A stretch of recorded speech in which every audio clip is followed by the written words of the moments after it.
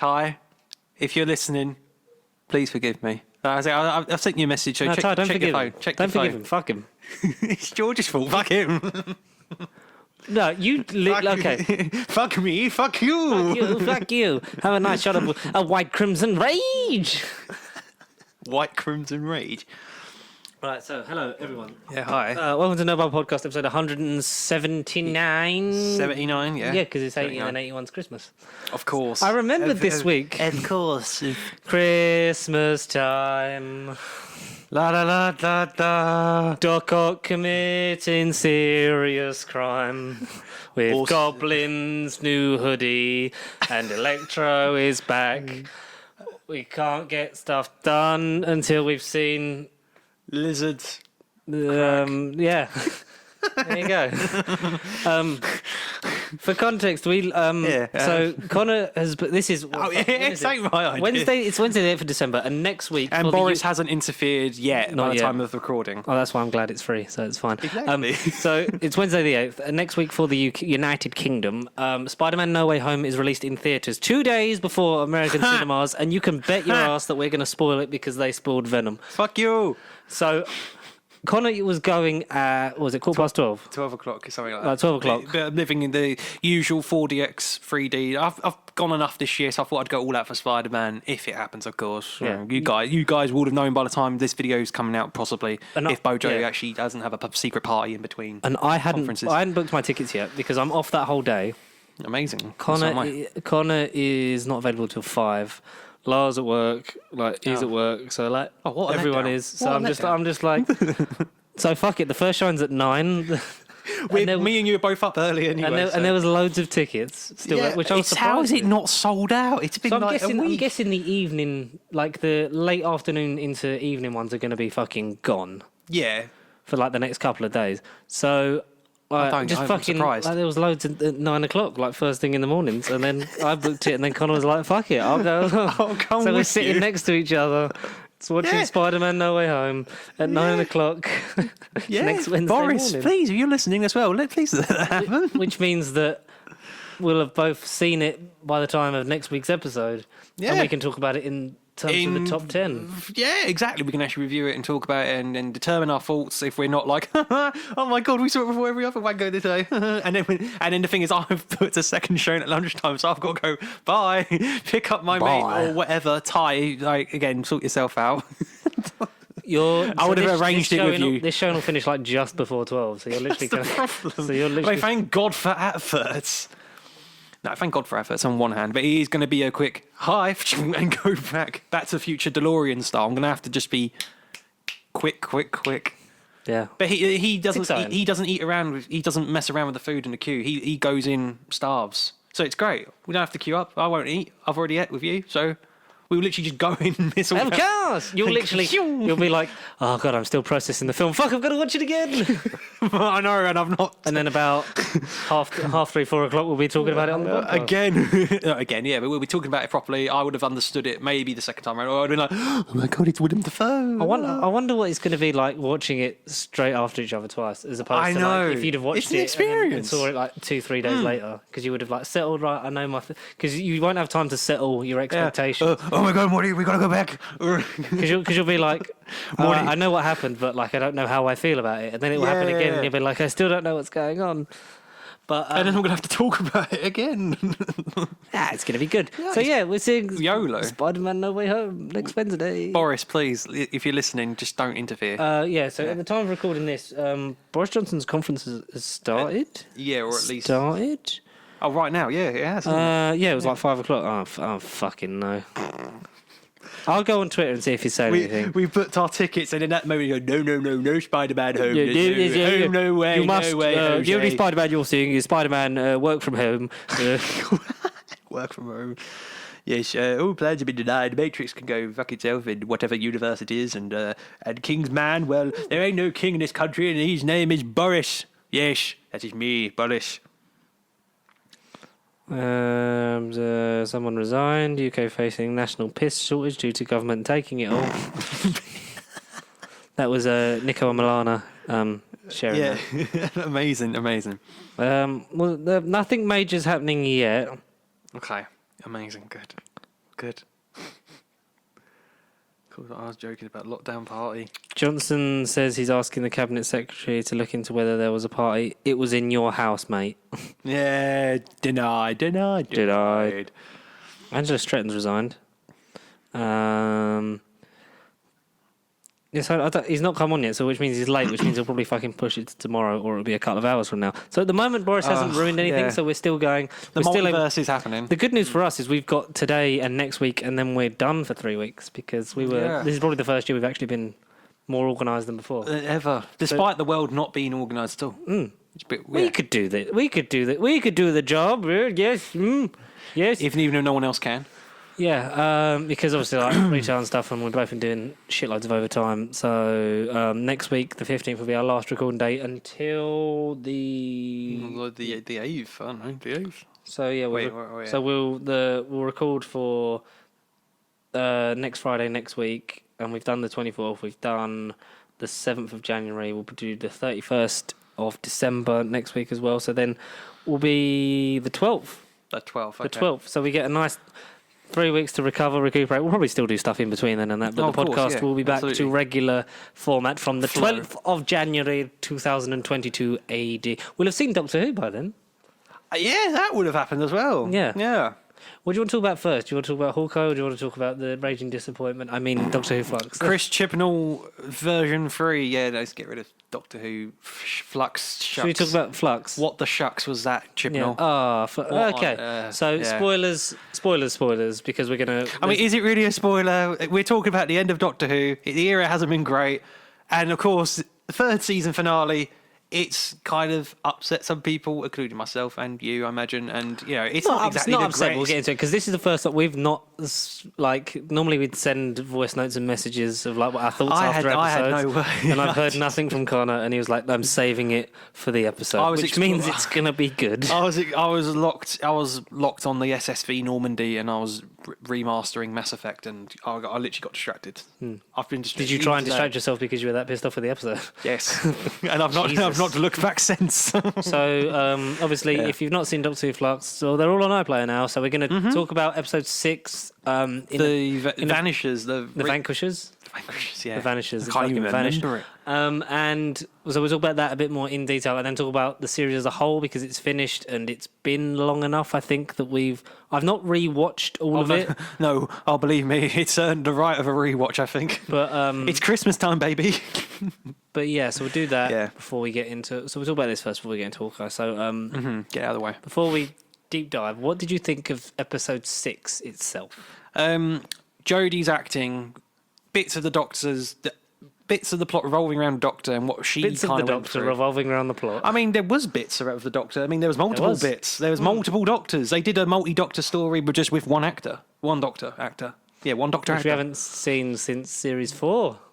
David Tennant with the back Stolen of his Earth and Journey's End. Yeah, back of my head.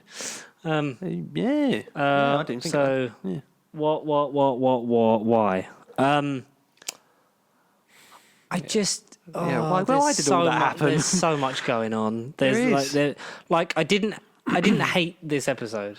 No, it's not the worst finale I've ever watched. There was like Series 11, Battle of Ranskor Azorbalov, whatever it was called. Ranskor of Kolos, the world's most boring finale. Yeah, Walker's Monster Munch and fucking Doritos meshed together. Do you think this is firmly the second best Chibnall era finale? Yes, because nothing beats Series 12 Timeless Child. All right, controversial as it is, which we still, at the time of recording, still don't have a lot of answers for. We have more. We have a bit more context to some things, but we had last week's reveal of the Doctor's mum, but even that should have been a moment, and it was just kind of like, all right, she's dead. Great, we met her for like 2 minutes. Yeah, we met her, mate. I'm the one that raised you, and then she got. I'm the one you knew was mother. Yeah, exactly. And then she got turned to dust, and I didn't feel nothing. It was a thing. It was like, oh, that's kind of cool, because we never really had that angle. And then it was like, oh, she's dead. Okay, moving on. There was, like a lot of Doctor Who FLUXed, there's a lot happening. Chris Chibnall can tell expansive, big stories, but I don't think sci-fi is his bag. No, he really ain't. No. Like stuff like Broadchurch and that, which is so, like, the human relationships within that are just amazing. and natural. And like they all work. Imagine, Yeah. Not that I've seen it, but I can vouch for it because I've seen snippets and I've liked what I've seen. And like Russell was good at that, but also getting the show. Like he got he look at series 1, like the relationships between the Doctor, Rose, and Jackie and stuff like that, and like the way it all sort of rotates around each other. Like everything's a single component, but it works in this much bigger world. Ignore Mickey Smith for the most part, because as much as I love the character, fuck Noel Clarke, and the same at the moment with Captain Jack Harkness. Like John love Barrowman. love the character. Just apologise for getting your knob out. And say that you've changed and actually make a fucking difference, and apologise to the people that you did it to. But anyway, I just think that Chibnall did he just get lost in the mix? Was Torchwood's one and only good, great, and Broadchurch? No, do you know what? What went wrong? If we're going to get down to it, Series 11 is the best he's written the show, because there's less happening, there's less returning elements, there's less recurring things. Yeah, I get that. If you streamline Doctor Who, that's what it would look like, and I think he's better at doing that than he is. Here's a whole interconnected story, because then it's like, where's the components? What component are we supposed to focus on? You're introducing 10 components, yet we only have enough screen time for like 2 or 3 of them. So let's count away here. So we've got the FLUXed. The FLUXed. What the FLUXed? The timeless child retention thing with Tecteon. From last season, yeah. We've got Swarm. The Swarm. We've got introducing Dan and making him a character. Right, yeah, called Dan. The same with Carvanista, because that whole thing and linking him to Division. Claire and the Weeping Angels. Yep. We've got Vinda and Bell's intersecting story across the stars, which I still think, in my opinion, is the one I cared about personally the most. It's the thing I was most invested I latched onto. Yeah. I think I was invested in that story most, but as a character, Dan was the only. And saving grace. But Jericho, like I love Jericho. Fair, and then we have the whole thing, and then like with everything after Village of the Angels, then those characters are then still tied together. So it's like you've then like you had that scene in the TARD. Well. Had that scene in the TARDIS where you had everyone but Jericho, but we'll get into that. You literally, so you had like 2 versions of the Doctor. Mm-hmm. You had Yaz, Dan, Vinda, Bell. Was Kate Stewart in the TARDIS? I don't remember. No, I don't know. She was outside. They were in the tunnel. Claire, someone and something. Carvanista, he was in it. Yeah, and then you've got the Sontarans taking advantage of the flux. You've got the Daleks and the Cybermen doing it as well, but they sort of just get pushed to the side because the Daleks we only save on New Year's Day. Sick of the Daleks. Yeah. So, and then you get the whole unit thing as well, and Grand Serpent / Prentice. So you've got like 10 different massive story elements. Arcs. Yeah. In 6 hours. Yeah. It's just, as it's been put well on Twitter, is like these belong in a much longer episode count. Like even if it was the 10 episodes, they would all have more room to breathe. If it was the standard David Tennant 13 episode, then you'd be like, you'd have enough, like, because you could have a whole meanwhile at unit thing, this is happening and building, and then tease, and then Kate comes back for like the last 3 episodes kind of thing. You could have a 2-parter dealing with a couple specific things in the beginning. You can have a 2-parter here, and then you can have obviously if you want to call it 3-part finale. You could have like finale. The sort of like. The In the Past trilogy with Dan, Jericho, and the Weeping Angels. Like you could have a few Doctor Light episodes. Like you could have like the whole thing with Bell and Vinda. It could have gone experimental. Yeah, it could have gone experimental. But obviously they made the most of the like. It would have been the same episode counted like 3 people in one room, one set kind of thing. But this, and I think there's elements in it that I like. Like totally. There's elements in it that I think are some of my favourite of Chibnall's era, if not like in terms of like the top 10, 20 for New Who in general. Okay. Like, there's some stuff in there that I'm like, this is good. I wish it was done better. Like I wish you just fine-tune. Like, because if you're watching his behind-the-scenes stuff on, go and see all the behind-the-scenes stuff on the Doctor Who Twitter account, because he cares. Like we've known that since he was, talking about how much he thought Trial of the Time Lord was bullshit, but then remade it anyway. So he talked so well about the show. Like the Easter egg, like when specifically like after when Unit came back, and he's talking about the Easter eggs that they laid throughout that Unit episode, and like important to get Nicholas Courtney in there and like in some way and blah blah blah. It's like he really cares about this show. He gets it. He can do it. He can write it. But I just don't think he can write it in this capacity, and that's why for me the best episode was the one that was co-written with Maxine Anderton, because she was like she was amazing what she did with Haunting of Villa Diodati last year, and the horror elements. Yeah, the horror elements in Village of the Angels, I think, came more from her, and the characters and the relationships were great. I mean, yeah, there was some stuff that, you know, it's got a link into FLUXed. Yeah, and that, of course. And that sort of took you out of it a bit. But apart from that, that's why that's my favourite episode of this series. It's one of my favourite Jodie ones because it was...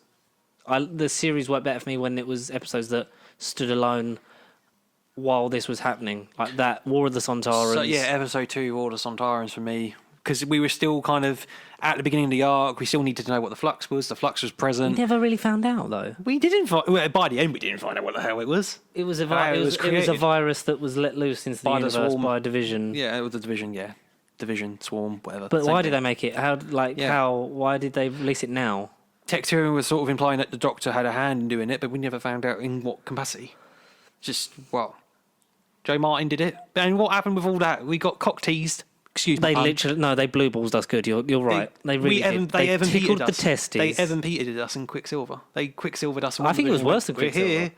Because the Quicksilver one was like it is a joke. It had an ending. It kept going. I think it was like, he runs really fast. It's just an actor with a magic necklace who happens to look like the guy who played him in the Fox universe, and you're like, fuck. Yeah. But I still was at the TV going, fuck, no more Joe Martin. It's just, The thing I wish.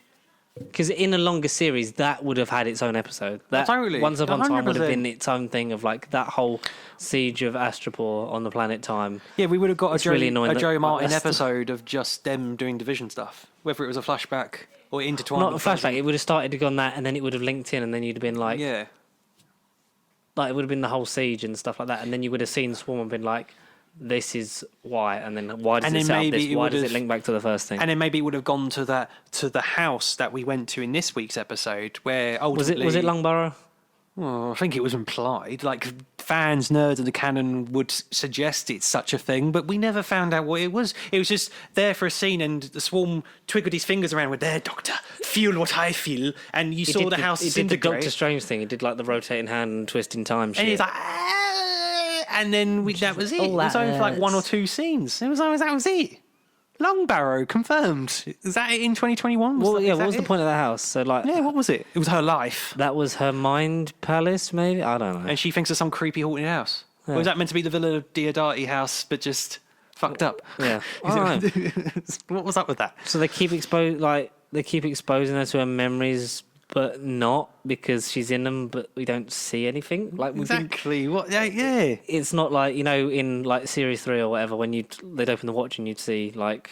We got that from the the tease to this week's episode, so we were thinking, right, that's going to be something. We're going to see something that no one's. We just went to 1960s black and white haunted house story, and it was just twiddle my fingers and you're disintegrating, Doctor, and then she got scattered through 3 different time zones. So what was it? I forgot what the excuse was. It was the dimensional rift. Yeah, I think. Yeah. So she split 3. So she split into 3. She is split into 3. She's with Swarm.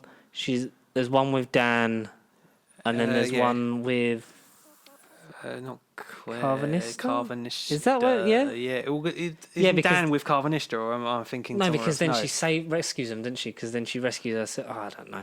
So she's getting interrogated and saves herself because she knows. She's in black and white haunted house. Then she's in. She stays there like the whole time. Yeah. Then she's with Tech2 and the Time Lord Rani TARDIS room, which led to nothing. And then she's with Carvanista. No, that's the one. So in that same one that's on the division ship is being like put into the Long Barrow memory with Swarm. So they've got her, but then the other 2 this whole time are working. So they know where each other are because because they do contact and like the contact. She could have at least done like John Pertwee and like closed right like contact. And gone back and forth, like flickered. I mean, we've got like that old Thunderbirds fucking. Yeah, exactly. That contact. Thing. Yeah, contact. But no, so that all led to that, and it wasn't really.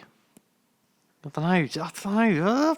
I can't explain it. I don't know. It's not a lot happened. It was just so many ideas and so little time. It felt to almost quote Venom. It was what am I focusing on? And then something would happen, and then it immediately changed.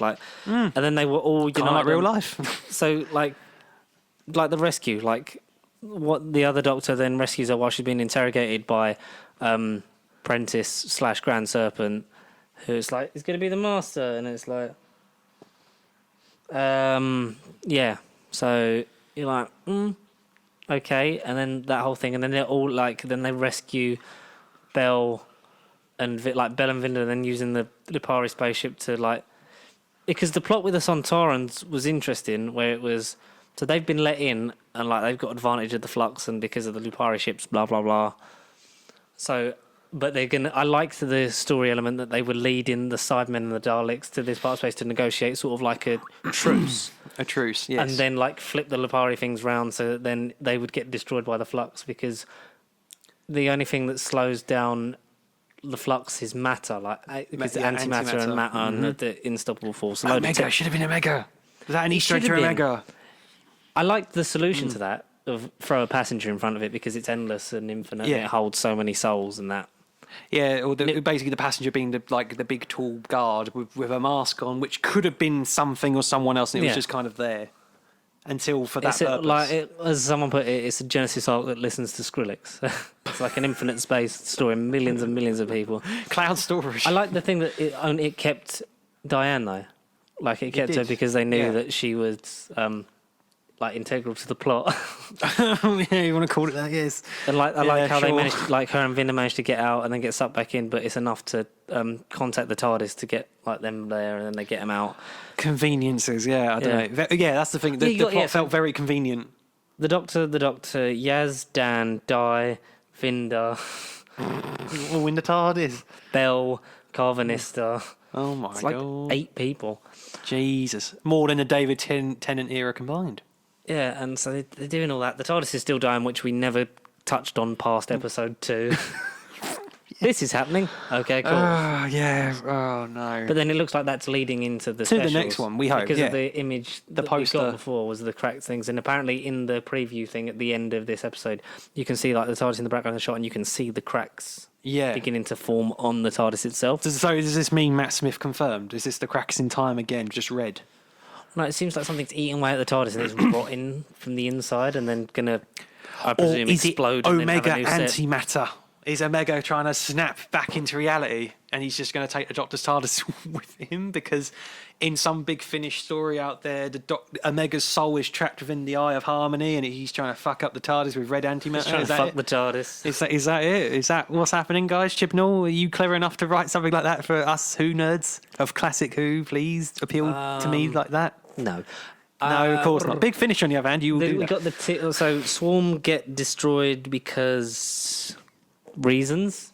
Yeah, reasons. Yep. Did they actually get destroyed? I think they did. It destroyed. Because Prentice gets so with the the mole man's there, and he so they put fucking Prentice through one of the doors, and then they just it was so stupid. They shoot the thing, and then the bolt comes down. That makes the door disappear. So he's literally isolated in exile in the middle of space. On some maybe, rock. Yeah. So that he can come back in one of the specials, which I'm not against, but it's like, what was the point of that? Yeah, okay. Exactly. You really felt. Kate Stewart, why was she there? Why was she there?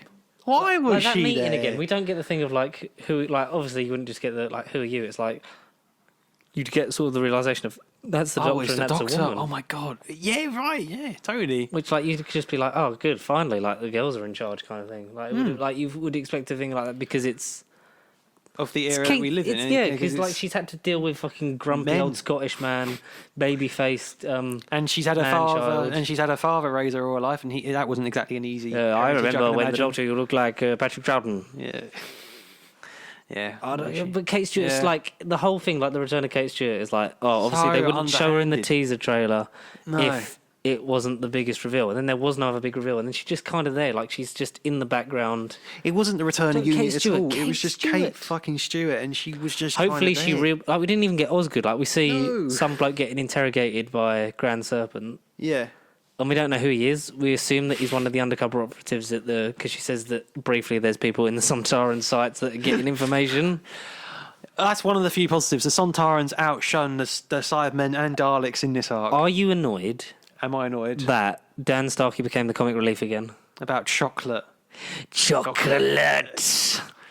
I want to somehow find the quotes for that scene because it was. When you find the quote, so I had no words. They're running a base through a corner shop, and one of the Sontarans, played by Dan Starkey again, but it's a different one, and he's like sends his troops out for this like a reconnaissance thing or something like that, and then just turns and like just starts eating everything in the corner shop. And I like that. That was funny. And then like he's doing this whole thing of like, so then like the doctor's like, yeah, I can't let this get back to command. Blah blah blah. Information like getting them to the basically the Sontaran head office basically. Yeah. And like, you know, do we have an understanding? And then he just goes, chocolate.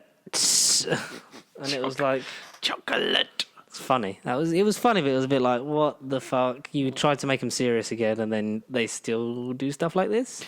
Yeah. I liked the sort of lesson learned from episode 2, where Dan crashed the spaceship into the Sontaran battleship, and it exploded. Like the Doctor goes to do it, and they've got shielding up. I like that kind of thing of like, so they do learn their lessons, kind of thing. Carvanista was good. He was underutilized because you had like an emotional moment with him where she's like, so she's split up across the universe, but she's got a plan. She's making the plan with like 2 different sides of the team, and like to basically get the Sontaran ship destroyed by they take control of the Lupari ships back and move the formation so that the flux absorbs the Sontarans as well. Which we get a nice sort of like Saturday morning cartoon thing of like, yeah, we'll be back, Doctor, as long as they keep the prosthetic molds for my face. And you have a nice thing with Carvanista and the Doctor in the ship, like, you know, because obviously she didn't remember him or Division, like when she first met, but she knew that he was in Division. That's why she goes seeking those answers in episode 1. You know, finally that's referred to again in episode 6. So sorry if I'm being a bit quiet. I found this Reddit thread and Reddit thread. It's a threaded. And I was going to say all the points that we are kind of talking about are on this thread. Yes, and it's very on point. It's what a shit show. The Doctor splitting into 3 just comes out of nowhere. It isn't well explained. At first, it acts like she's all confused with her consciousness across all 3 bodies. Then it acts like they're all separate. Who the fuck was the Grand Serpent? Why did he do any of the things he did? Why? The binary pulse thing, which I thought he was setting up for a reveal that he's a Time Lord, but then that goes nowhere. We really get nothing else on Swarm and Azure. God, that sequence of Azure lecturing the Doctor was agonising. Doctor, your greatest fear isn't yourself. It's bad things happening. ... You like when civilizations thrive. We disagree. We get it. They're bad. I really like. You like when novelizations thrive. You like the Target novels, Doctor. But the pair got absolute shit to work with this week. The Daleks and Simon are so pathetic in this episode, being lured into obvious trap by Sontarans, and I guess all 3 were just genocide after all, along with like 90% of the universe? Question mark. So the revelation of this episode is that the flux is antimatter and the Lupari ships can generate matter, and that's how they shield against it. But the Doctor worked out that the Lupari ships could be a shield in episode 1, but if she knew matter generation was able to shield against the flux, then why does she not work out before that was antimatter? Carvanista gets one scene where he howls and then he's just grumpy for the whole episode, the same as he always was anyway. And yeah, Carvanista, the big reveal with his arc, he was a former companion of a Doctor, I'm assumedly Joe Martin. Companion. I told you, that's why I couldn't talk about it. I told you. There's a time when I would have died for you. Yeah. If I talk about it, my brain melts, basically. And that basically, Nicholas caught me. Nicholas caught me, gets in my brain and wipes me from history. That was like, I like that when he started having that whole thing of like there was a time when I would have died for you and all that, and then he's like, we just need context. So hurt by this whole thing, and obviously doesn't like. She can't talk about it because she doesn't remember it, and he won't because if he does, he'll die. Which makes me think that will be in like the last special. Will be like her finding something out, and then Carvanista. That'll be really sad. That would be tragic. But hey, I would care about that. I would care about that. A good point about the genocide thing, of like, along with like 95% of the universe. What happens now to this universe? With the Doctor that in this speech, the Swarm will say to her like, "Oh, we join us and you can restart in another world, kind of like Eternals. Destroy this, make new life in another destroy universe, this, and we'll bring you Richard Madden." Hey, that sounds like an offer she wouldn't refuse. But again, and then she's like, "No, I will fight for this universe. I'll fight for my life. I've been doing it for 50 years, but I can't acknowledge it because I'm in a different canon now. Women power, but I will do everything I can." And like, 90% of that world got destroyed. So now what? Is the universe going to stay like partly destroyed. It will get undone in the next episode. Or is it going to get undone in her last one? Like the TARDIS cracking is no, this whole of course, it's thing. a show about time travel. It probably will. And then the TARDIS will explode, and then the universe will be reset. It'll be like Big Bang again. Yeah, no, 100%, yeah. What the fuck was time even about? It clearly wanted the Ravengers to succeed, but then it just shrugs things off afterwards and let the Doctor go. What was its motivation? What was its motivation? Why was time sentient? Yeah. Because before there was time and space, there was time and space, like separate entities. They were at war or were at least have a disagreement, and then like the flux affected space, so they wanted to affect time as well to sort of almost rewrite the universe kind of thing. That's the vibe I got from this series. So if Carbonistra used to be a companion, now he's technically a stray dog. I suppose all things considered, the whole series has been one big shaggy dog story / poor Carbonistra though. It is a tale told by an idiot, full of sound and fury, signifying nothing. By Lippert. That's the whole FLUXed quote. Oh, Lippert is the username. Lippert on Reddit. Lippert. Belvind and the Grand Cert must be coming back. I'm almost certain with the Two Hearts thing and TGS not revealing their real name, they must be Time Lord related. I don't think the Doctor's parents quotation thing is dead in the water. I think there's a chance Bell gives birth and Carvinister can tell it's the Doctor or something. Which you've said. He goes, yeah. That's the Doctor, that is. Oh, the Doctor? I haven't seen the Doctor for years. You're controlling all the baby doctors. Oh, she's cute though. That was weird. Doctor flirting with herself, like that was okay. It wasn't as bad as Amy wanting to have sex with herself in space and time. The children in need fucking special thing. That was hard to watch. This was okay because it was just like, but then when she's doing the sort of like, can you let me do the explaining part? It's just like it was trying to be like, you know how Matt Smith did it for Rebel Flesh, Almost People, like bounced off himself, but it didn't seem like it was cringy, just like, oh, we know he's playing two parts. It was like, this is like quite clearly Jodie and then Jodie over here, whereas you had the whole thing of like them two together, like a lot in the things, and it felt like they were very complimentary of each other instead of just like, it felt like the Doctor and Yaz's relationship, but with the Doctor. That's what it should have been, yes, indeed. It was like, oh, can you let me do this? Oh, I'll touch it, big head. It's like, why is Yaz still with the Doctor is what I want to know. After all this. Like, but after Revolution of Daleks, why is she still there? Well, because we have the... Oh, sorry, at the end of the episode, near the end, we'll go back to the plot, but it was the whole, oh, sorry for not letting you in, Yaz. Sorry for not letting you in. I should have said this 6 weeks ago. I should have said this to you a series and a half ago, but yes, Yaz, I care about you. I really enjoy your company. Heck, I love you with my one heart. I don't know about my second half. I'm not quite there yet. Like, why did they not just come out and say that? Like, that's why Yaz is there. Because, like, the Doctor was treating her like shit. Like, really why? Shit, yeah. Why? Relationship or no relationship, it was just shit, yeah. It's just... Like, why is she hanging around? No one knows. No. Are we any of the wiser? Not really. No. Like, she clearly cares and doesn't want to give up this life, but then how is she going to leave? Like, is she going to leave, like, because she dies? But that's not going to really make us feel anything because we don't really know who Yaz is. We don't. With companions after, like, the first episode or the first couple, like, after you saw their home life, you would get... who they are. You knew who Rose was by the end of series 1. By the end of Rose, you knew who, like, what she was like. She's bored of this. She wants a better life. Like she feels like she's destined for more. She's got a loving fact. Like she loves her family, but she's fucking bored. Which is, at that time was a lot of us. Martha, strong-willed, like amazing woman. Like she's very quiet and sort of like in herself and like forgotten by her family. And like this is just she's been given the chance to actually do something that she wants to do and isn't going to say no. Without her family's influence. Because it's kindness. Yeah. She was like getting away from her family. Oh, it's a bit more peaceful than down here. Like all that stuff. Same with Donna. Donna's been searching for the Doctor for ages and she regrets not... going with him in Runaway Bride. Yeah. And you got who she was just in Runaway Bride anyway. Like how she was like... it's like she's... You know, like the kid in school that'd be like distracting everyone and that because they're bored because they know this stuff. They want to do something more fun. Like Amy, you knew Amy. You kind of knew who Clara was when they started writing her consistently. Yeah, sure. Yeah. But like Bill, you got Bill by the end of the pilot. Do you know who Ryan was? Ryan Sinclair. Tosin Cole. He's just Ryan Sinclair. Like, He's character development. He had fish and chips with his friend, and they played a game in their house, and then the friend disappeared. They had a row, and his friend that whole thing with Serious Souls, like, we don't really see it's like we've never really established any human relationships. The only person that had human relationships like from their whole tenure was Graham, because you knew about him, Grace, everything he'd lost, so you felt like you knew more about Graham. Them. Yeah, totally, you knew them. I know who Dan is. Like, I get him. Yeah, totally. I get Dan.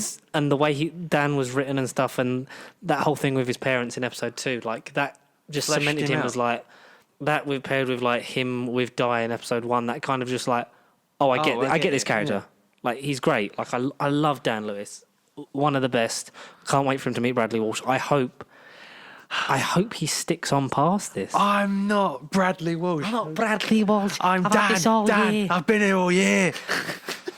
John Bishop is great. I think he's let's talk about positives, because he, for me, is one of the positives. He was like, he's a breath of fresh air, a great companion. Episodes. Yeah, all of them. Yeah, I don't think like there was the Whovian community. 5 and 6. There was times where he felt like he was just being written to just be sure. there. He was kind of there. Yeah, sure. But the charm went a little bit. Yeah. Well, not even him. Like, his performance was still great. It's just he wasn't being given anything because they had like 9 other characters in the TARDIS. It was like something like, I'm Kate Stewart and I'm here to stand in the background and in the shadows and do fuck all because the writer's forgotten that I'm in this scene. Like, or get alone in this whole series and the whole show since 2016, 15. Yeah, like, I like Dan Lewis a lot. John Bishop, big tick. I cared about Carvanista a lot more than some of the other elements of the season. I liked Carvanista. I like the tease of like the Division stuff, but it should have been saved for the specials. Like, because they're teasing her David Tennant style with Time saying to her like, "You can't outrun me. No regeneration, no nothing. Yeah. All Tectuan, Beware the forces that mass against you, and it's their master." Oh no! So it must be the Rani.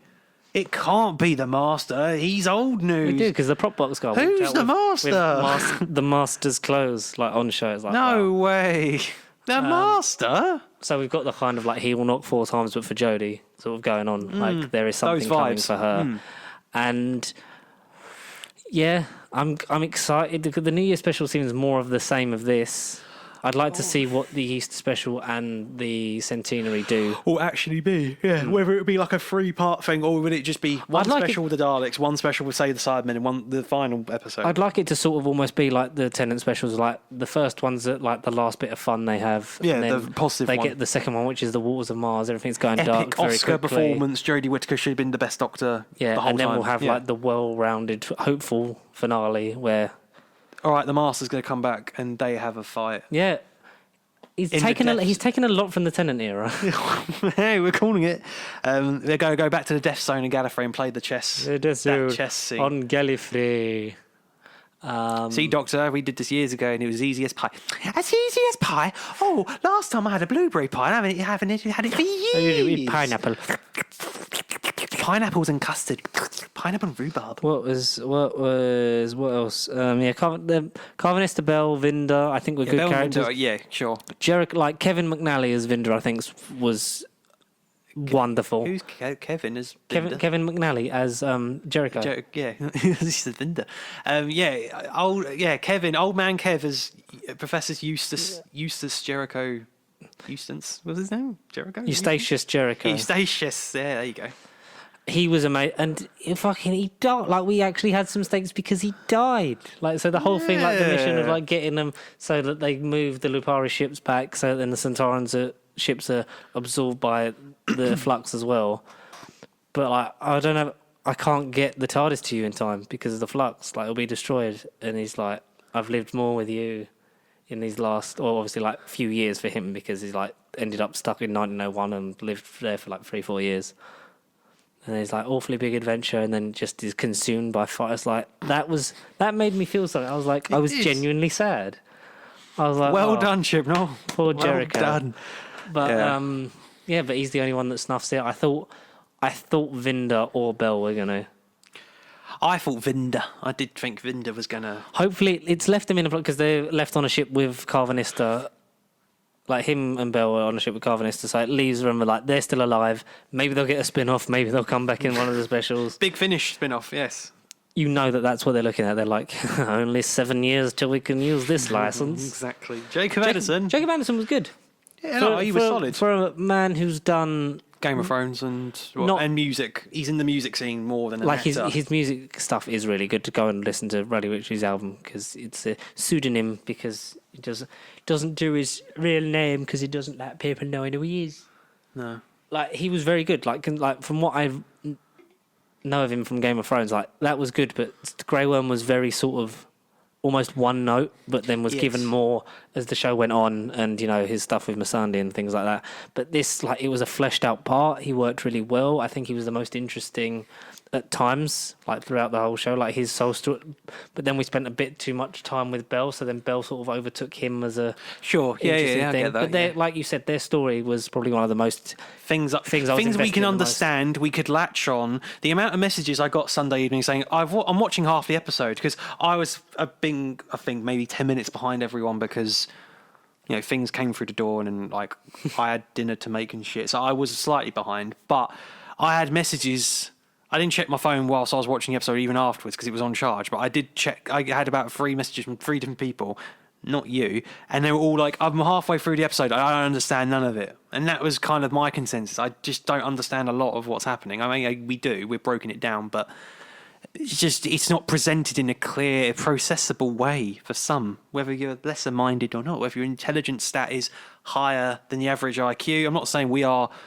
God 10 plus intelligence stats. We're the most brainiest people in the world, but we wish we were. It's our job. We kind of have to go over this shit just for our sake, for our mentality. These are just conversations we have in our own head, so it's exactly just, giving it voice. But yeah, I think that was one of the most easiest things to follow and get invested in, and like. The performances from both the actors were great. The storyline itself worked. Yeah, it worked. It will hopefully sort of continue into the specials, even if it's an appearance before the regeneration. Yeah, if we get the Jodie Swan song where she's saying goodbye to all the people she's met. I'm just going to do a victory lap like they did in 2010. End of the time. Because end of the time. Chris Chibnall, all he does is watch David Tennant.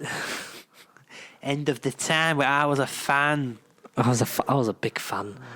Yeah, I like that. Obviously, like that. Yaz was just written. We wanted worse. this for so long. We wanted just the Doctor and Yaz, and then all right, Bradley Walsh, amazing. He was the best thing out of the 3, but we wanted the Doctor and Yaz to finally be together. Not in any way you like, but just have their own romantic thing could have worked, but it was just like this could be. It's the female equivalent of the Doctor and Jamie. It's it's the same sex TARDIS team that we haven't had since for a very long the first time. Episode, yeah, true, yeah. And positive, yeah. It would be nice to sort of go to that and see like how does that dynamic work, and obviously is there a romantic thing there because the Doctor and Yaz, why would they still be travelling together? Because Yaz is obviously, I think she said it in Revolution, didn't she? That I don't want to give this up, and that was that whole thing of whether she leaves you or you leave her, like stuff happens, but she'll always come back and you'll never not see her as long as you don't do what I did in series 1, and you'll probably come back a bit more. I feel like John Barrowman would have been in this series. A lot of people are saying 100%. That was Vinder a stand-in for him. I don't think so. No. Just careful you don't pull that out. That's right. There's too much of a story there. He would have been another fucking plot arc that we wouldn't have needed. Or like he would have been in there and Vinder's story wouldn't have got lost in the mix.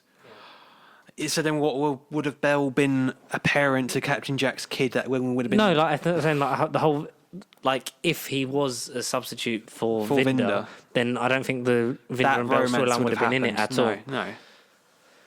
But then what the hell would have been? That's the question. What the hell would have been? No, yeah. But then you don't need it because we've already broken down like 10 different plot devices in this one episode. It's just, you don't need John Barrowman. Sontarans look great.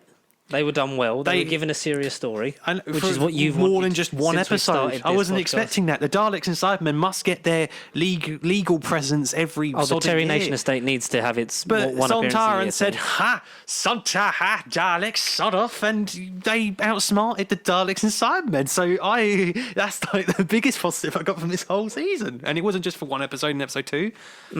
This felt like a Sontaran story, all right, with the Daleks and Cybermen in it at the end. They had a cameo. They had a cameo at the end, and they got deleted from canon. I think the Weeping Angels was good. I think this would have benefited from some guest writers. Whereas Children of Earth benefited from literally mainly having Russell, but then you had 2 episodes that were co-written. I think. Okay. I don't know. I'm going to just go. No clue. You know Tortured. I only watched it. No. It was about a year ago now, to be honest, I think. Because it felt very much like it took vibes from that. It took vibes from obviously a lot of the Russell era in general. So it was.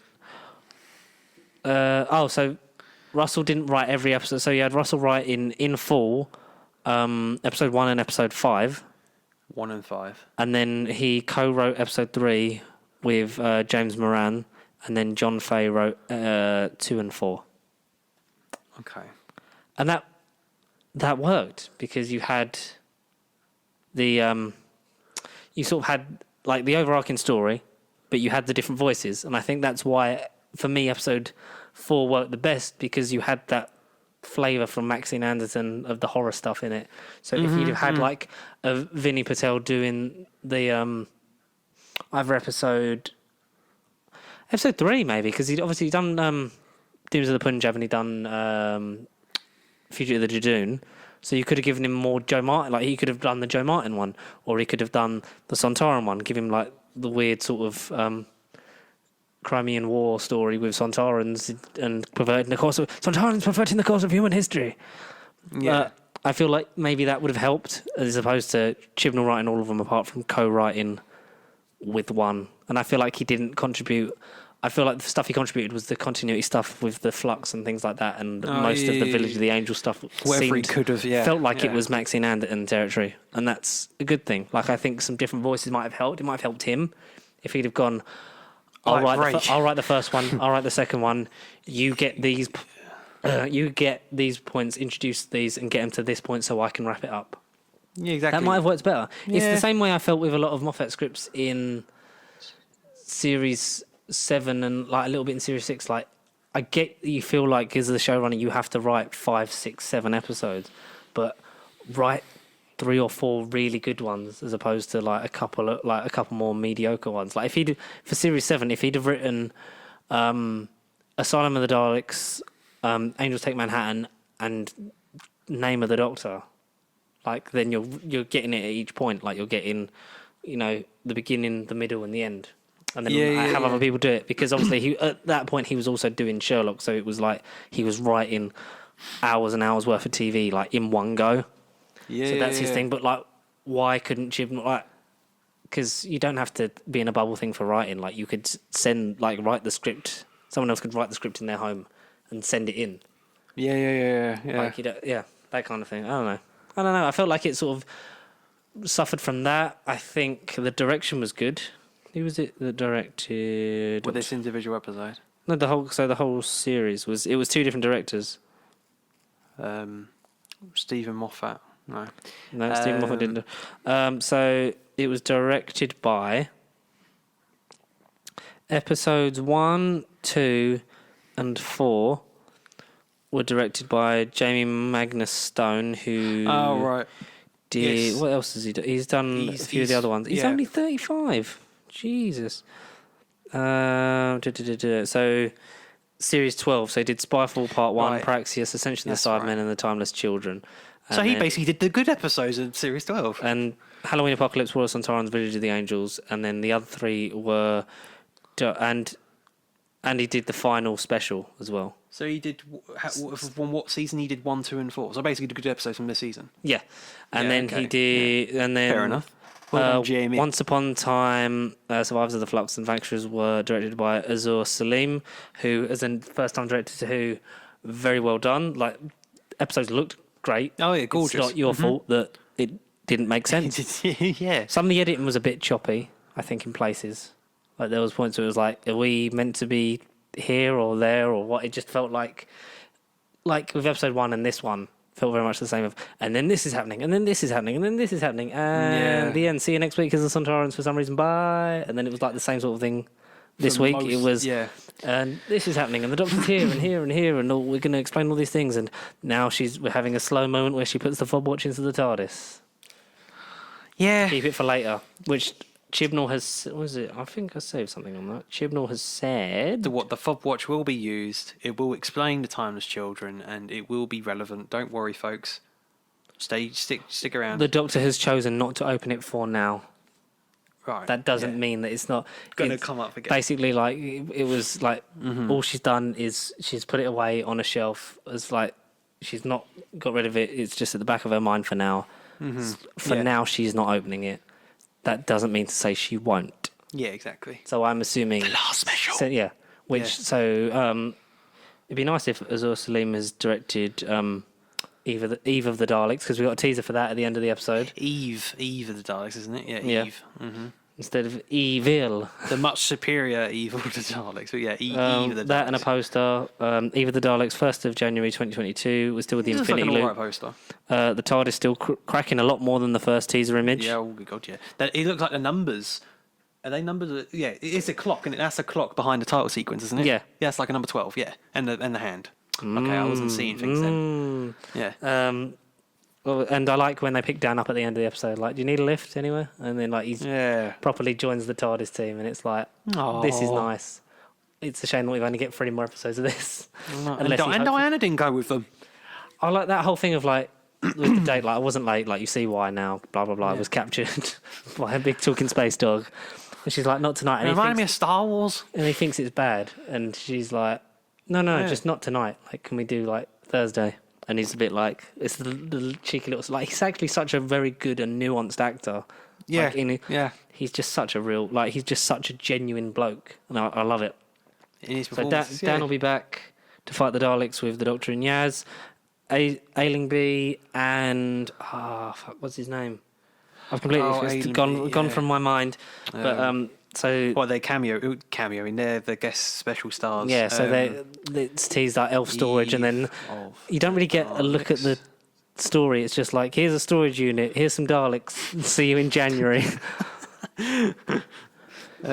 Which I'm kind of like, do you think it's going to feel like, you know how Resolution felt like the finale to Series 11 in a way? And, is this going to be... And in a way, Revolution of the Daleks felt a bit like a rounding off of Series 12. It's directed by Annetta Lothar, and then it's Eisenby, Ajani Salmon, and Pauline McLean.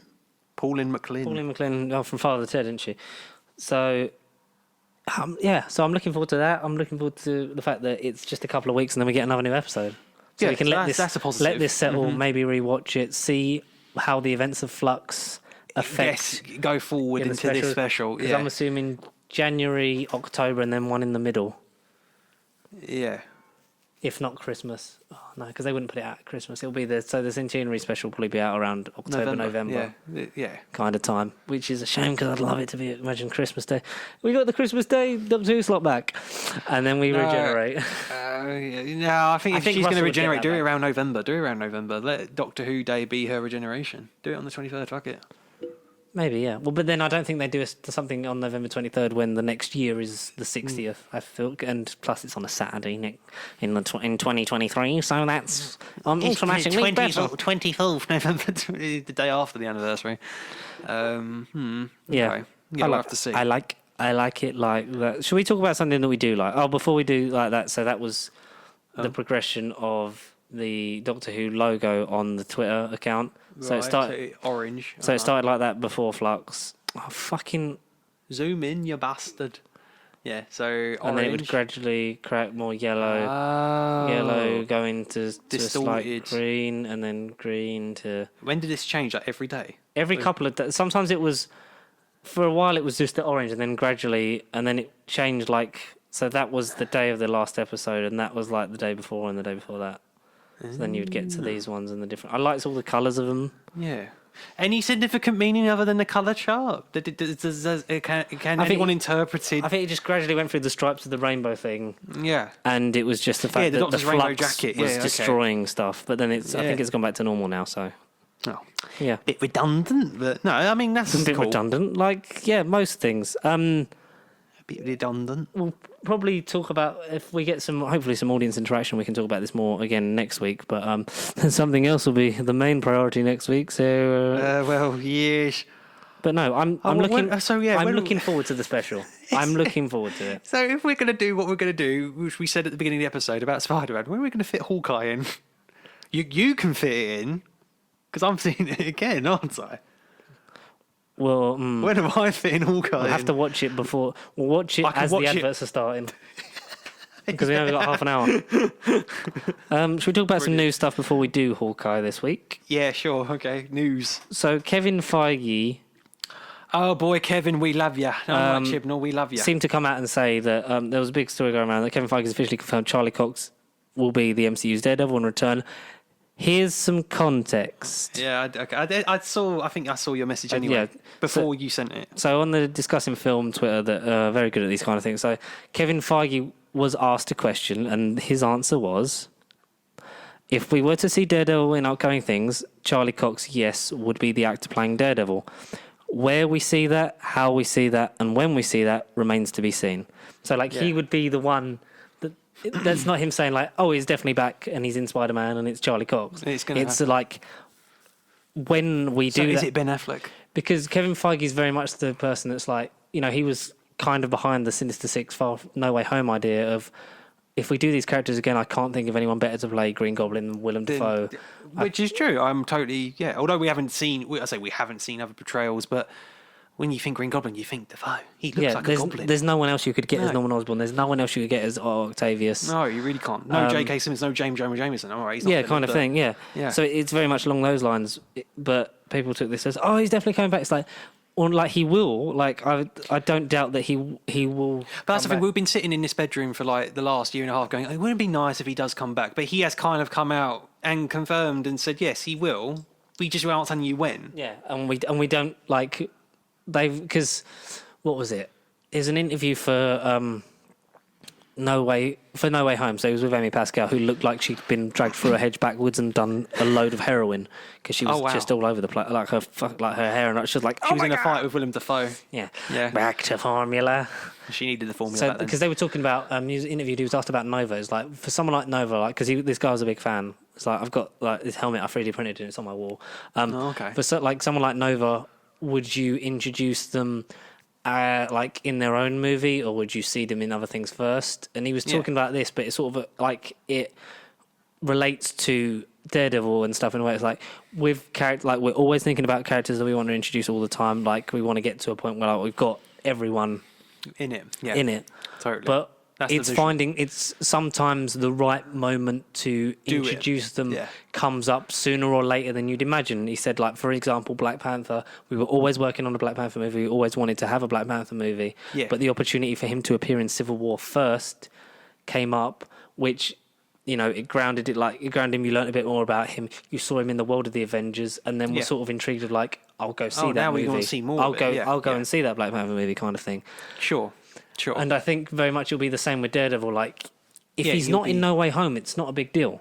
No. Because there will be a Daredevil thing, and we know that, like, he said, and he also said that, like, the other MCU Netflix guys will be, like, the other characters will be there. He's not confirmed as and when and who. Of course, yeah.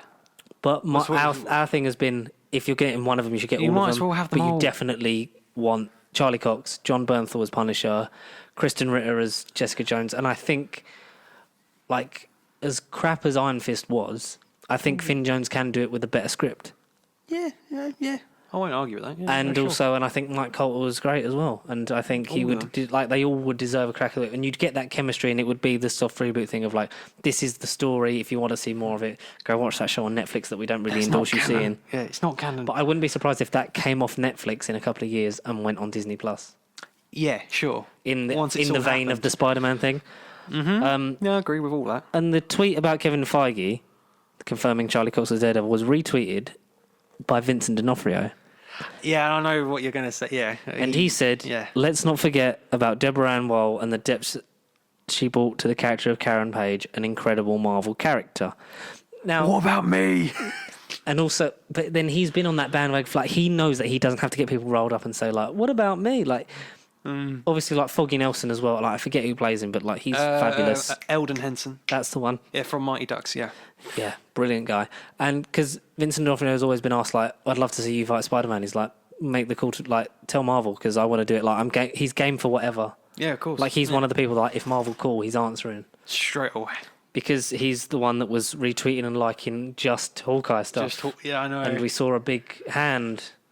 And a laugh. We didn't talk about it last week, did we? No, because we talked about 1 and 2, and then we didn't talk about 3. I touched a bit on 3. You touched a bit on number 3. Yeah. Sweet. But he's not in crimes. Dun, dun, dun. Maybe killing on the people with a car never seems so good.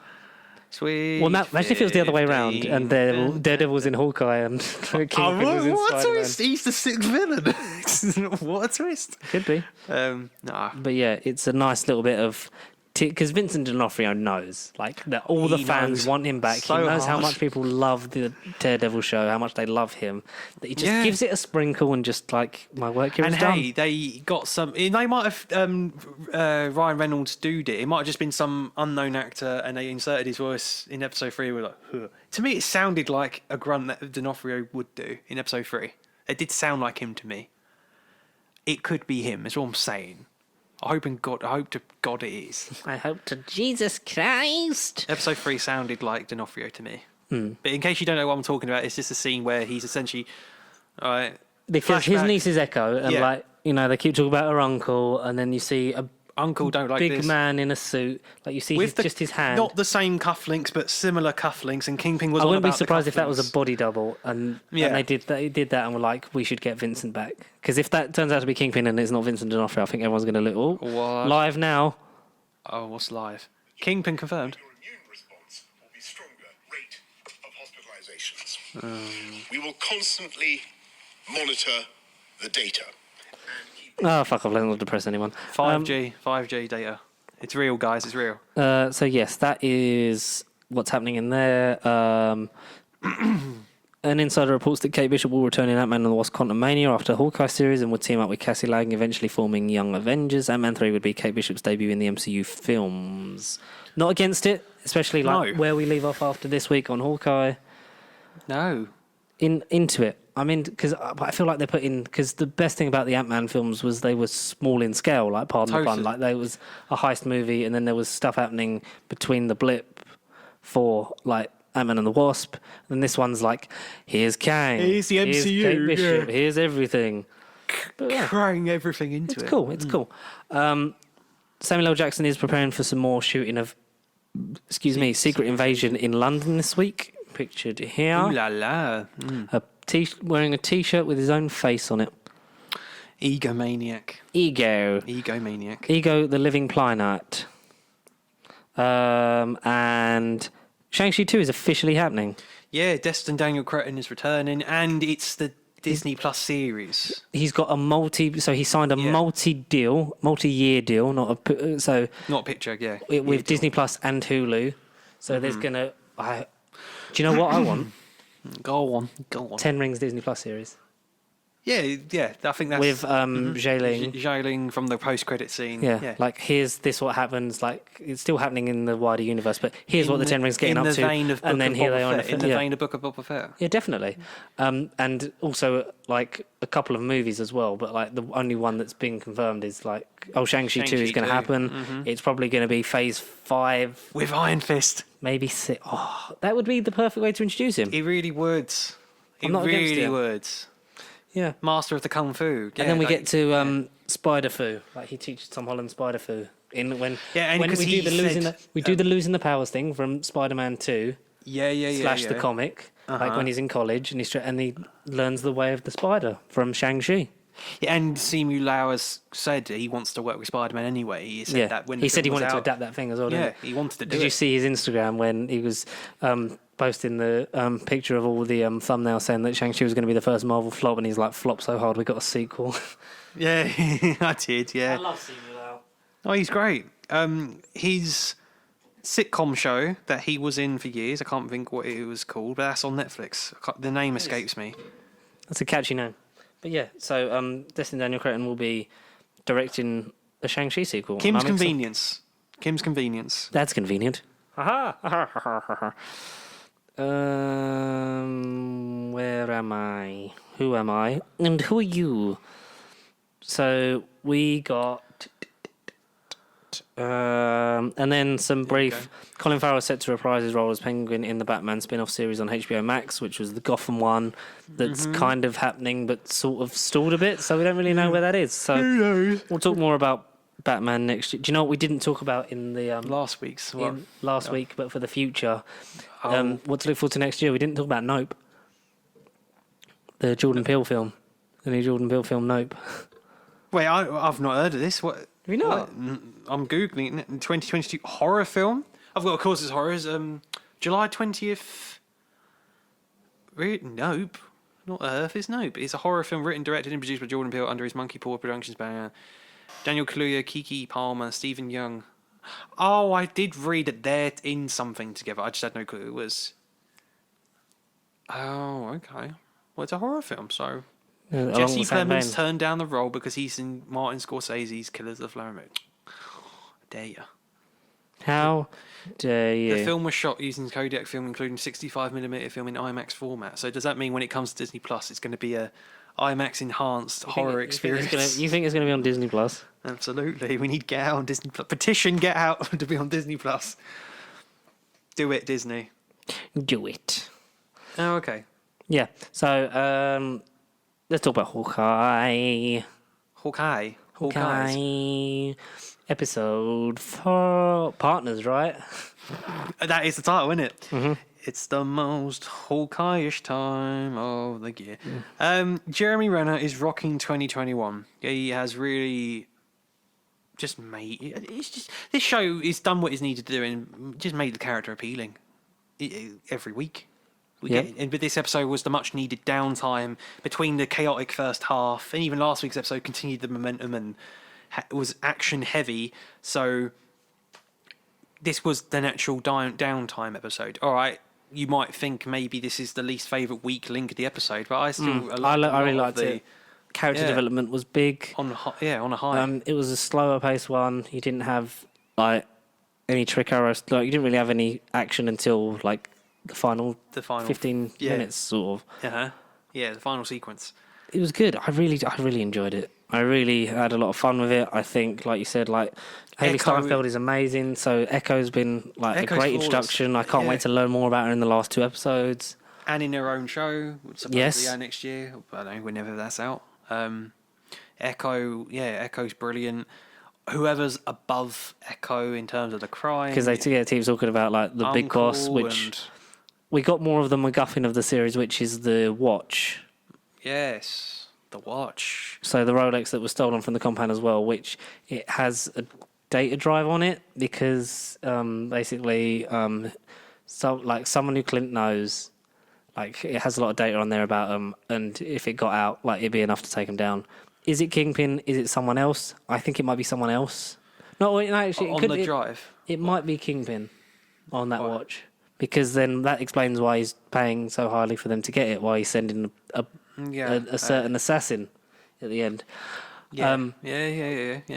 The family stuff. When we get into it, does that mean a certain character that was teased earlier this year? That is a certain Madam. No, Madam Web is in the Sonyverse, not Madam Web. But that Madam Hydra. They're in links then. Because she's kind of like the one that recruits and says, "Oh, that's your sister's killer." So, like, she's not working for he's Kingpin, the benefactor of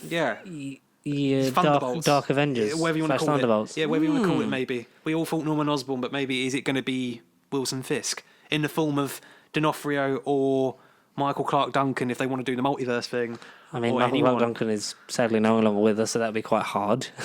Right. But hey, they got Harold Ramis in Ghostbusters Afterlife. They did. It wasn't he was a spoiler, but there you go. No, I don't. He didn't say a word. I didn't expect to talk about it. We'll talk about it. We can't talk about it next week because that's Spider-Man. You didn't watch Ghostbusters is good.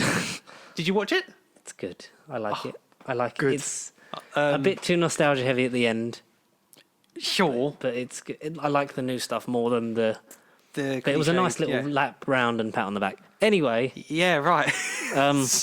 Maybe funding Dark Avengers. I could see. Yeah. Yeah. So the watch, it's been triggered. They've got the location on it. It's in what turns out to be Maya's apartment, and I like the whole silent alarm thing, which I didn't notice until the end. It was like, just the lights. I was thinking, just the lights. There's no sound, and then Hawkeye's that plays into it. Yeah. Oh, like that's Maya's apartment because obviously she can't hear, so it's like clever. Yeah. But of course, Kate's natural instinct of just shooting them and they're still blinking, that was kind of like, oh, that's a bit sus. So what, did she just have, did she miss by a 0.5 inch or what? Maybe. Or just because the goo wasn't thick enough, because it was the Play-Doh arrows, wasn't it? Purple symbiote goo, yeah. We get a link back to the LARPers, which was nice because Hawkeye kind of had fun with the LARPers and he's like, no, they're good people, like they're colorful, you're going to love them. So that's how they get their trick arrows back. But this is my bag. Yeah. It's a lovely bag. We promise you'll return it. We'll promise. It's such a lovely bag. The whole thing, like, I get and I like the dynamic between Laura and Clint because it's like he's only really spoken to her about his time as Ronin, which we get more elaborated on in this episode, which was good because it's the first time he's really sat down and thought about it. I like how she sort of went, well, it's you, because that's why you're sort of so bothered about it. Yeah. Yeah. And he talks about the whole thing with Natasha and that. I like the kind moments where Kate's like, you know, you're missing Christmas, like, to be with me, make sure I'm safe and, like, to see this case out. But, you know, I'll try and, like, I'll get you back for the big day, but let's, like, do these Christmassy things so you at least feel like you're... Let's have a Christmas movie night. You feel like you're the part of what you're doing with your kids. Yeah. Because the kids are gutted that he's still not coming back, but he's got 3 days. It's the 22nd, isn't it? Because it's 3 days till Christmas. Yeah, because then next week's going to be 2 Radio days. FM and Yeah, because then next week's episode is going to be 2 days, and then the last episode is going to be the last day to get back, like Christmas Eve, I assume. When does the last episode? Oh. It's the 22nd, so... Oh, damn it. Imagine if it came out like, fuck it, we'll release it on a Friday. Oh, you mean next week? No, like if they'd released the last episode on a Friday, because then it would have been the 24th. Oh, marketing, but no. They won't do that. No. It would have been clever, but like... Or even Christmas Day, just doing Christmas Day. It's Christmas Day. Boy, what day is this? It's Christmas Day. No, that'd have been nice, to be fair. Yeah, so I like how we sort of got those elements in. I like how Swordsman's got downplayed a bit this episode because we had the whole fencing thing, the stealing the sword, and the whole thing of like, oh, he's like, and I like how Hawkeye's supposedly like, no, he doesn't know Hawkeye. They haven't. That's met. good. Yeah, it's different. Yeah, because I feel like it's if he'd have gone, Clint, I trained you Yeah. back in the day, and I look like a great purchase. Yeah. Go the fuck to sleep. Jeremy Renner, you can't be 4, so whatever you do, go the fuck back to sleep. Have you seen Tom? That's right, Hiddleston. Better than you, so whatever you do, go the fuck back to sleep. Less of a storybook, more of just an insult at Jeremy Renner, which is like, okay. I mean, hey, before 2021, he's the weak Avenger, am I right? He's not even an Avenger. Is this your favourite Disney Plus show? Because I think it's mine. From a critical thinking cap on most consistent flowing show, yeah, and the one I'm enjoying the most. Link. There isn't a weak link so far. One Division but it was just like, mystery, intrigue, Mephisto. And then none of that happened. It was a Chris Chibnall Doctor episode at the end. It was a kind of, all right. Oh, okay, damp squid. Great. But yeah, I think it's one of the ones that I'm like, especially after What If, because What If was so like, oh, great, like the Doctor Strange one, like the peak of the premise, and then you've got like the Killmonger one, and you're like, there is more to be done here. But then like I'm gutted that we've only got 2 left. Like it literally began yesterday. It feels like, and we're already at the end. If this was like a One Division 9 episode, Ooh. I'd be like, yeah, but because then you could see Jin Kingpin properly. I think they will. I don't think we're going to see him until the last episode, if at all. I feel like post-credit. Yeah, I think it'll be a post-credit scene. Of just D'Onofrio, and then you see. No, it's the devil of Hell's Kitchen I want. Or what would you do if it's like? Because he killed Vanessa. Because people are saying that what if the watch was like a disguised version of like the time thing from Doctor Who of Avengers Endgame, like the wrist sort of quantum band thing. What if it was a disguised version of that? And oh blimey, and yeah. like what if Wilson Fisk didn't get blipped away? But no, he got blipped away. But when he got blipped back, so he'd lost all his power. Like it was either like has he got blipped away and like lost all his power and he's got to regain it in this new world, or did he stay in the blip and like build up his power even more while the people were gone, or did he get blipped away and in the time between getting blipped out and blipped back, Vanessa and maybe his son were killed, and that's why he's doing the Spider-Verse thing of trying to Ronin. No, like just in like a freak accident or whatever, and he's trying to use like he's had run-ins with Ronin before, and he's trying to get the watch because it can travel back in time to, basically bring them to the future. Jesus, I like Gamora style. Someone did that on TikTok, and it was like that's not a bad shout. Not a bad one. So this is I'm going to pitch this to you now. This is the end credit scene for episode for Hawkeye episode 6. So 2 weeks after the future episodes. Yeah. All right. So it's I'm gonna pitch it. It's dark at night. So it's dark. It's in the office. They go. Sorry, no, I was gonna say they go back to where they ate Avengers food in 2012. The shawarma. Yeah, Hawkeye and Steinville have a shawarma. No, so this is a la sort of the same as like the Black Widow end credit scene. Like you've got. It's a dark room. So it's like his apartment one with the like thingy windows and stuff like that, and you get. So his plan's been forward by Hawkeye or that. Like we don't know whether Clint Barton's alive or dead or whatever. We assume he's still alive and he's going to become like a sort of one of the big sort of like cameo stars of future Avengers movies and stuff like that. Sure. Yeah. So he does all that, and like his plan's forward and stuff, and it's like what's our next move, boss, kind of thing. And then you get a news bulletin, either from the Daily Bugle or just like a news from New York One. It's like. Local lawyer Matt Murdock takes on the Spider-Man case, and you just see like you see him from the back the whole time, and then you turn around and you see Vincent D'Onofrio's face, seeing Matt Murdock walking up the courthouse steps with Peter Parker, and then it ends. Oh shit! Imagine that. See, that would be great for next week's episode because the thing, the movie would have already been out for America and us if things go on track. Oh, but no, that'd be great. Oh. Be significant. But going back to the courtroom thing, all right, if Charlie Cox isn't in Spider-Man for whatever insane reason, then he's going to be in She-Hulk. He's got to be in She-Hulk. Then court case and everything, lawyer to lawyer. That's an easy connection, you'd think, right? She-Hulk isn't New Yorkian as well, isn't she? She's not a New Yorker, or is she? She isn't. Is she Brooklyn? Is Jennifer Walters from Brooklyn? I don't know. I'm going to Google it. Jennifer Walters. Jennifer Walters. We briefly interrupt this for some Googling. Yeah. It's almost silent Googling. After a lawyer, blah, blah, blah, blah. She's been a member, but it doesn't say where. But she's been part of the Fantastic Four, so surely she's got to be somewhat daughter of Los Angeles County Sheriff William Morris Walters. But okay, so what? New York or not? What are you on about? Wikipedia? What are you telling me? What the hell are you telling me?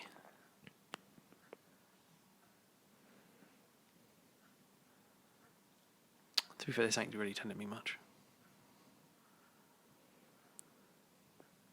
Nothing about the setting. Nothing about where she's from. No. Except it's 10 30-minute episodes, the She-Hulk series, 10 half-hour episodes. Oh. Stating that after introducing She-Hulk in the series, this is back in 2019, Kevin Feige stated that after introducing She-Hulk in her series, she will cross over to the MCU movies. Everyone kind of will cross over in the end, and I'd look forward to whenever Kate Bishop crosses over as well. Oh, she needs to. Yeah. After these, like, So 3-4 episodes. all in all, we've enjoyed it. We've had a lot of fun with it. But we didn't talk about the ending. Oh, we talked about Echoes. Go on, you talk about the ending. Florence Pugh. Florence Pugh is in it. Because you got... Yeah, because Maya's here. Like, I know, she's right in front of me. Well, who am I fighting then? was like, no, who am I fighting? It was Kingpin in a slim suit. No, it was none other than Florence Pugh in a very heavily inspired Splinter Cell Sam Fisher stealth suit with the three goggled eyes costume. Again, heavily borrowed from the Black Widow comics. But yeah, Black Widow Generation 2, the new legacy variant of Black Widow, is now in the form of Florence Pugh. Like it's got very real very quickly. Like someone has hired a Black Widow assassin. Like so he doesn't know Yelena personally, which is going to make the whole conflict of like you killed my sister very interesting because we're probably going to get that either next week or the week after, like as the conflict resolution kind of thing, and then we'll see where that. But she didn't have a speaking thing. She just like her mask gets taken off like at the end during the fight. Then you see her face and she just like dives off the building and just gone. She's Batman. She goes, yeah. So yeah, I've really enjoyed it. I really have enjoyed it. So I now follow Jeremy Renner on Instagram. So that guy has finally worked his arse off, and he's now changed my view on the guy. I mean, I have seen him in Mission Impossible, but when I watch Mission Impossible, I'm not there for you, Jeremy Renner. I'm there for Tom Cruise and everyone else, obviously. Sorry, Jeremy. You weren't in Fallout. If you were in Mission Impossible Fallout, I would have remembered you because that movie's the best one. He's not in it. I don't think. I think he's only in the fourth one, isn't he? And I think the fifth one. The The fifth one, I think, as well. And then appearing in one random episode of Angel when you were like 18. Wow. Randomly. Because I like that he's sort of the reluctant hero in this and he's visibly old and knackered. Yeah. He's like the everyday man out of the Avengers. Like he's the non-superpowered one. All right, you could say the same about Scarlett Johansson, but she had other assets that she was remembered for. You know, slightly sexist, but you know, she was memorable for other reasons. Whereas Hawkeye was just kind of the guy, the Robin Hood guy stuck in the past. Yeah. Like, I got bow and arrows. Not interesting. Well, like that thing with Jack, like your Archer is Hawkeye. See, I told you it's the branding thing, and you know that the LARPers are going to make.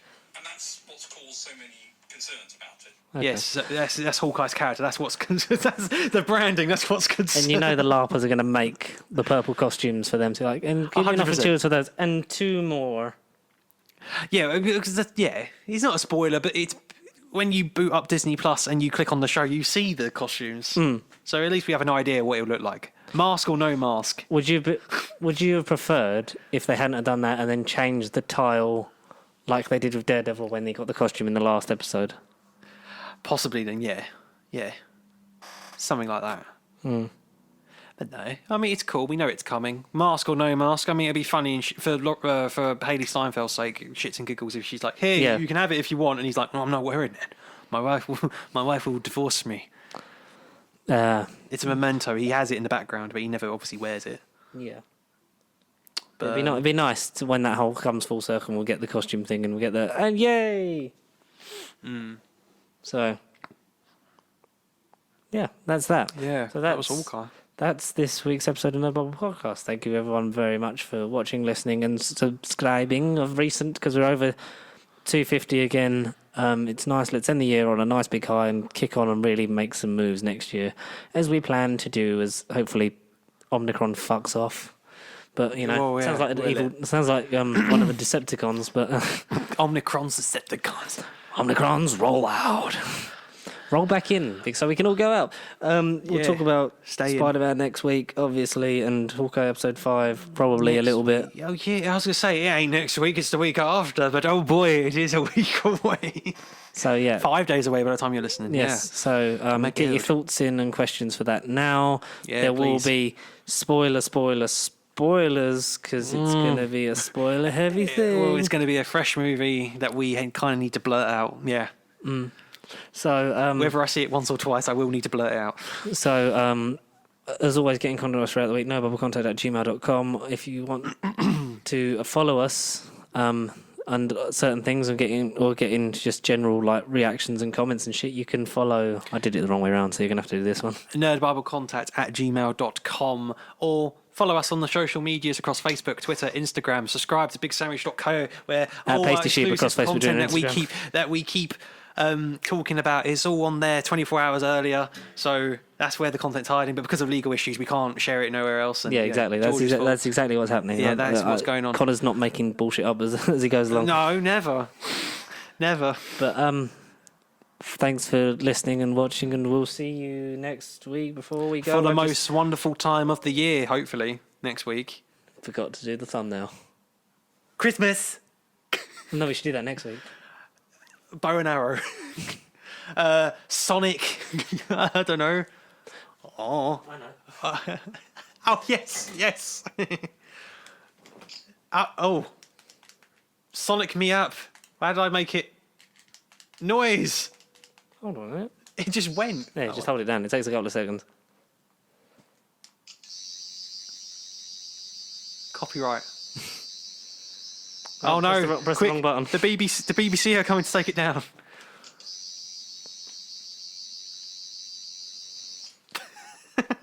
Wow. Amazing. That's literally the thumbnail. Brilliant. Thanks everyone. See you next week. Bye-bye. Auf Wiedersehen. Be careful what you wish for, Parker. Be careful what you wish for, Parker. Park. Park. Park. Park. Park. Park.